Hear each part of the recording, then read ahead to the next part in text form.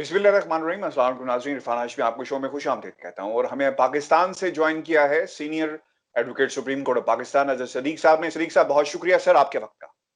Thank you जी, अस्सलाम वालेकुम। वालेकुम अस्सलाम। सर, ये आपने जो रेफरेंस और इजाफी जो दरख्वास्त दी गई है जस्टिस काजी फायजी ईसा की तरफ से, आपने सर आपकी नज़र से गुजरी है। हमने इससे पहले एक वीडियो भी इस पे की, और जो उन्होंने मौकिफ इसमें इख्तियार किया है कि किस तरह एफबीआर को कंट्रोल किया जा रहा है हुकूमत की तरफ से, किस तरह वहां पर तैनाती की जाती है लोगों की, मनपसंद लोगों की, ताकि चीजों को कंट्रोल किया जा सके। फिर उन्होंने जो बात कही चीफ जस्टिस आसिफ सईद खोसा के हवाले से, कि टहलते हुए उन्होंने मुझे क्या कहा, इस्तीफे का मामला उन्होंने उठाया है। फिर उन्होंने मुतअद्दिद बेशुमार ऐसी बातें कही। क्या इन तमाम बातों को ये किसी की अगर कोई जज अपने बारे में ये बातें बता रहा है या कर रहा है, ये उसके दिल की या उसके अंदर क्या कशमकश जारी है, उसकी तो तर्जुमानी कर देगी चीज। लेकिन आपको लगता है कि क्या ये एक बतौर आर्गुमेंट हम इन चीजों को ले सकते हैं?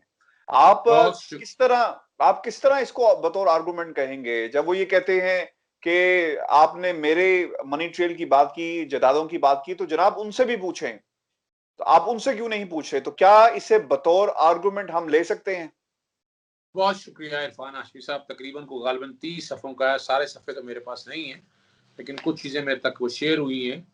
और मैं आगे चलने से कबल मैंने जो पढ़ के जो नज़र आया ना, बज़ाहिर फैसला तो सुप्रीम कोर्ट ने करना है, मुझे इसमें रिव्यू का कोई ग्राउंड, मुझे बाहसियत एक स्टूडेंट ऑफ लॉ, मुझे तो रिव्यू की कोई चीज़ ऐसी नज़र नहीं आई कि जो रिव्यू होना बनता है। रिव्यू क्वेश्चन ऑफ यानी error apparent on the face of record, क्या है ऐसा हमारे यहाँ जो रिव्यू होना है, रिव्यू की प्रोविजन जो है, ये मैं आपके सामने आईन है पाकिस्तान 1973 रखने लगा हूँ। ये 1973 का आइन है, उसमें आर्टिकल 188 है, रिव्यू ऑफ जजमेंट और orders by the Supreme court. इसके तहत रिव्यू फाइल होती है, और उसमें जो कैप लगाया हुआ है ना, the Supreme Court shall have power subject है पावर, लेकिन subject to the provisions of any act of Majlis Shura parliament और any rules made by the Supreme Court, review any judgment pronounced or any order made by it। अब अगर हम इन सब चीजों को सामने रखकर देखते हैं, जो कि सुप्रीम कोर्ट रूल्स 1980 के बने हुए हैं, हम अगर ग्राउंड जो मैंने सारे सामने रखी हैं वो बाद में बताऊंगा, जैसे जैसे खोसादवार में लफ्ज क्या इस्तेमाल हुए हैं, या वो मुख्तलिफ हमारा जो पीटीआई के इस वक्त हुकूमत में लोग शामिल हैं उनकी जायदादों के बारे में क्या क्या, ये बेसिकली इसका ताल्लुक नहीं है इस रिव्यू के साथ। नजरसानी बड़ा सीधा सी बात है। उन्होंने यानी जो शॉर्ट में बातें की गई हैं, उन्होंने कहा गया सरकारी औहदेदारों ने मेरे और अहले खाना के खिलाफ प्रोपेगेंडा मुहिम चलाई। एफबीआर की रिपोर्ट ना मुझे ना एहलिया को फराहम की गई। एफबीआर रिपोर्ट में रेफरेंस की मानत गुमराहकुन प्रोपेगेंडे के लिए मीडिया को लीक की गई। एफबीआर की रिपोर्ट से मैं और एहलिया मुतासर हो सकते हैं। और जो बुनियादी तौर पर कहा है कि 19 जून 2020 के फैसला पैराग्राफ 2 तक 11 नजरसानी करके वापस लिया जाए। जून के फैसले से अदलिया की आज़ादी को एग्जीक्यूटिव के हाथ में दे दिया गया, और अदलिया की आज़ादी एग्जीक्यूटिव के हाथ में देना इनकी खिलाफ। ये मैं शॉर्ट चीजें जो बताना चाह रहा हूँ आपको। अब पहली तो बात बड़ी सिंपल सी बात है कि 2 तक 11 का फैसले पे अमल दरामद हो चुका है, इम्प्लीमेंट हो चुका है। अब वो रिव्यू क्या होना है उस पर तो फैसला आ चुका है। एफबीआर ने इंक्वायरी कर ली, तब्दील किया, किसी को ये तब्दील करना ये करना, इससे कोई ताल्लुक नहीं है। बात है हकायक की, बात है मनी ट्रेल की। इनकम टैक्स की रिटर्न्स और वेल्थ स्टेटमेंट नहीं दी गई, ये रिकॉर्ड की बात है। मैं और आपको कहने की जरूरत कोई नहीं है। वन कैन इजीली अंडरस्टैंड कि कहाँ कौन क्या कर सकता है। फिर जो 2018 या 2019 की रिटर्न है गालबन जनवरी 2020 में दायर की गई, ये भी रिकॉर्ड की बातें हैं। ये भी कोई अनहोनी या अनोखी बात नहीं है। ये हर किसी के रिकॉर्ड में ये चीज़ें मौजूद हैं। मेरे और आप समझ सकते हैं। यही इंक्वायरी और इन्वेस्टिगेशन की है।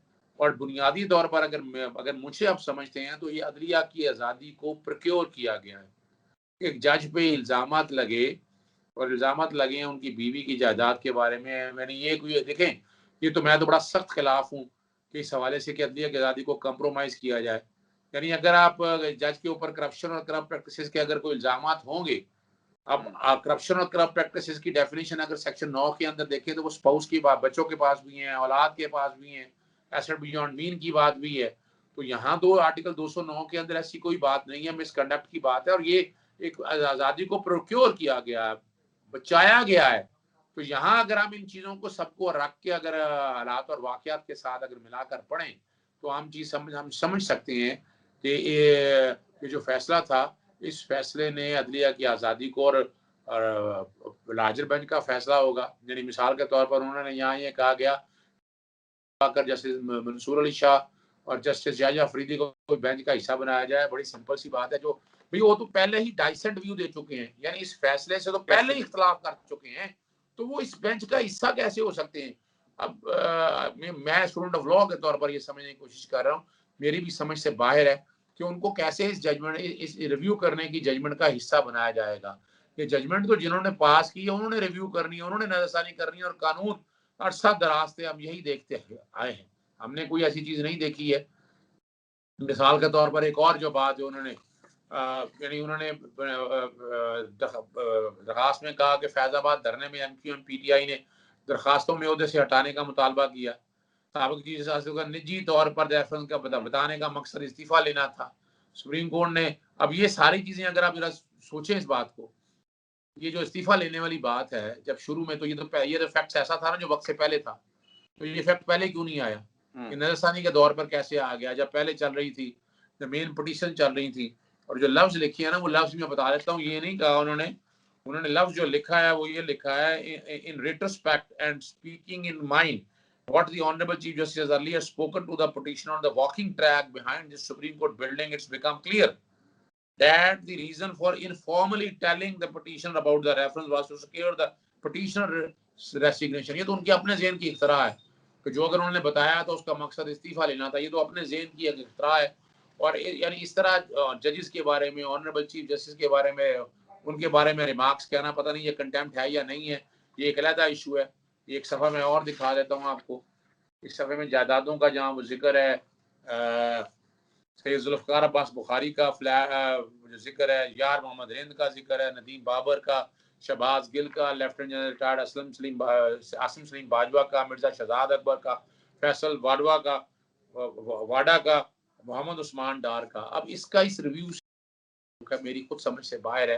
यानी अगर मैं इन चीज़ों को एक कानून के तालिब इल्म के हवाले से देखता हूँ तो समझ नहीं आ पाती, रब्त नहीं बन पाता कि आप कहना क्या चाहते हैं, आप करना क्या चाहते हैं।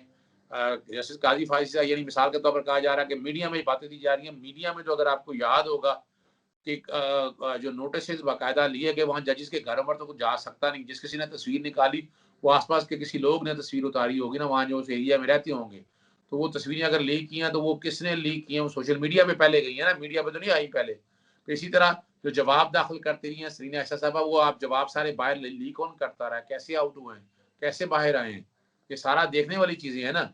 अब ये वाली सारी चीजों को अगर सामने रख के अगर देखें तो वन कैन इजीली अंडरस्टैंड। अब यहाँ यानी ये नहीं जो रिपोर्ट आई है एफबीआर की, जो एफबीआर को रिपोर्ट, अब आपको क्या चाहिए, आपको बताया गया था, आपकी मिसेस से पूछा गया था, आप तकरीबन गालबन को 95 लाख के करीबन 10.5 करोड़ के तफसीलात नहीं गालबन पेश सके, मेरे पास एग्जैक्ट फिगर्स नहीं है, मैं करीब तरीन रहूंगा इसलिए मैं एग्जैक्ट फिगर्स को कह नहीं सकता। को 95 लाख के करीब ऐसे जो वो बता सके, असासे जो सोर्स बता सके कि जो थे, तो प्रॉपर्टी खरीदने के लिए सोर्स कोई नहीं था, तो सोर्स इनकम टैक्स की वेल्थ स्टेटमेंट रिटर्न या वेल्थ स्टेटमेंट जो बता रही। बिल्कुल, आपने बड़ी तफसील से सारी चीजों को जो है उसका अहाता कर दिया।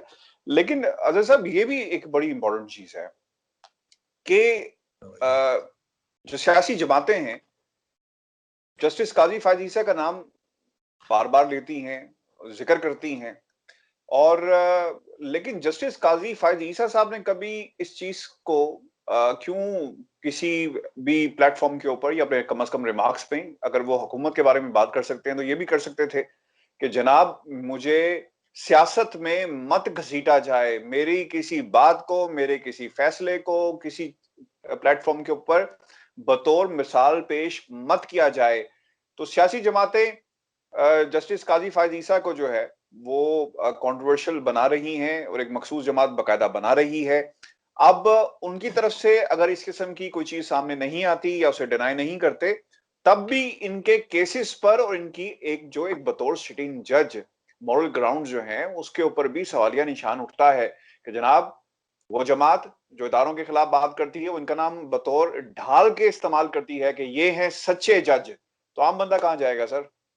लेकिन ये बड़े दुख और अफसोस का मकाम है, ये जो कुछ भी हो रहा है ये कंटेम्प्ट ऑफ कोर्ट है। मैं ये समझता हूँ ये अदलिया की आज़ादी को कॉम्प्रोमाइज़ करने की बात है। जज ईमानदार या जज ये फैसला जो है ना, ये फैसले करते हैं और जजेस speak through their judgment. Justice Qazi Faez Isa का देख लें, वो बोलते नहीं थे, मुंह पे उंगली रख लिया कर लेते।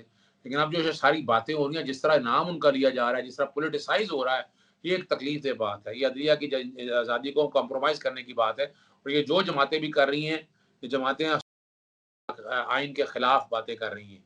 ये जो हम फ्रीडम ऑफ इंफॉर्मेशन या राइट टू स्पीक का आज़ादी इज़हार राय की आज़ादी लेकर जो मर्जी हम कहते रहते हैं, ये तो गुंजाइश कहीं मौजूद नहीं है और ना आइन और कानून में बिल्कुल मैं नहीं समझता कि मामूली सा रूम भी मौजूद है। और ये बाकायदा ये चाहिए, बहसीत जज मेरे ज़ाती राय के मुताबिक भी ये चाहिए था कि उन्हें किसी ना किसी अपने बात पर या इस कॉन्टेक्स्ट में कहीं मेरे जैसे आपको याद है हुदैबिया का एक केस हुआ था, हुदैबिया के केस की रिपोर्टिंग रोक दी गई थी, ये रिकॉर्ड की बात है। तो यहाँ भी ये इस तरह की, यानी इस केस के खास तौर पर इस केस नहीं चाहिए। अगर मुझसे आप पूछते हैं तो मैं इस बात से इत्तेफाक करता हूँ। लेकिन सवाल है कि आपको याद है प्रेसिडेंट का रेफरेंस जो है, जो 429 रेफरेंस जो दाखिल किया था वहीद शहजाद भट्ट ने, अब वो उसका जिक्र भी किया हुआ है जस्टिस काजी फायद ईसा साहब ने 38वें पैरे में ऑनरेबल जस्टिस खोसा साहब के कंडक्ट के हवाले से कि 19 अगस्त 2019 का फैसला था। अगर आपको याद होगा तो वो जो कॉपी या इन्फॉर्मेशन मांगी गई थी, उसमें लीक कौन सी खबर हुई थी जो मतीउल्लाह जान वगैरह ने की थी, वो रजिस्ट्रार के ऊपर टिक था। तो अब ये जो बात बड़ी सिंपल सी बात है कि वो ऐसी कॉपी लीक की गई और ये कॉन्फिडेंशियल इंफॉर्मेशन थी सारी। तो ये सारी जो चीजें हैं ना, ये कंट्रोवर्शियल या ये पोलिटिसाइज करने की सियासी जमातें कोशिश कर रही हैं। उन सियासी जमातों को बिल्कुल इस मामले में नहीं आना चाहिए। लेकिन अदलिया की तरफ से भी वाज़ेह तौर पर यह पैगाम जाना चाहिए कि इस तरह की बातें ये मीडिया पे या ये जो जो करना है, इस तरह कंट्रोवर्सीज क्रिएट की जा रही हैं, ये कॉम्प्रोमाइज करने की बात है अदलिया की आज़ादी को और ये इजाज़त नहीं होनी चाहिए।